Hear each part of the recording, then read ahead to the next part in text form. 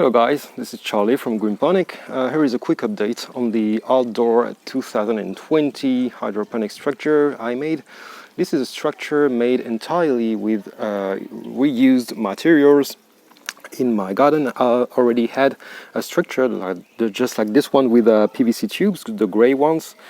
And because of the COVID-19, I choose to make a new one, a better one, without going out to the shop to buy new materials. So it's a total DIY structure. How does this structure work? Well, we have, of course, because it's a hydroponic structure, it works with water. So I don't know if you will see that, but you have a water tank right here. And this water tank will have all the nutrients at the right pH, and it's linked to another water tank. Those are both the same, they are linked with the tube, so that I have double the amount of water that I could have in one of them. So in this one right here, I have a pump. It pumps water in this green tube right here. And so the green tube goes there onto the top. On the top I've put two valves, so I'm able to control the two rows separately. And all those tubes are tightened up by little hooks I've made. Those hooks are 3D printed, and it's quite good because I can put the tube on the shadow face, so it's not exposed during the summer. Now I have my water coming down on each top of each tube right here. So it works this way. You got water here, it's sprayed here at one point, and it's like flowing down to there. And those vertical parts are for like small plants with small to moderate root systems when they are big, when they are grown up. And it goes after that in a tube that is slightly inclined like this. So you can see there is a slope. The water goes this way. And in this tube I've got a few buckets, just like this one. So this one is a 3D printed one too.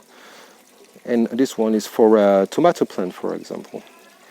So you will have the plant right here, and you will have plenty of space so that the roots can reach the water that goes at the bottom of the tube.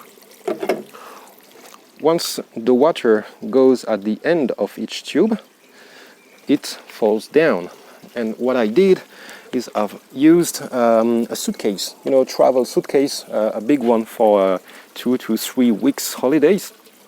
And it was a used one that didn't work. I cut it in half, which made me 2 boxes right there.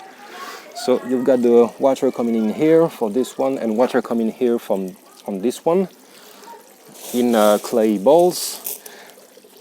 And there I'll be able to put some plants too.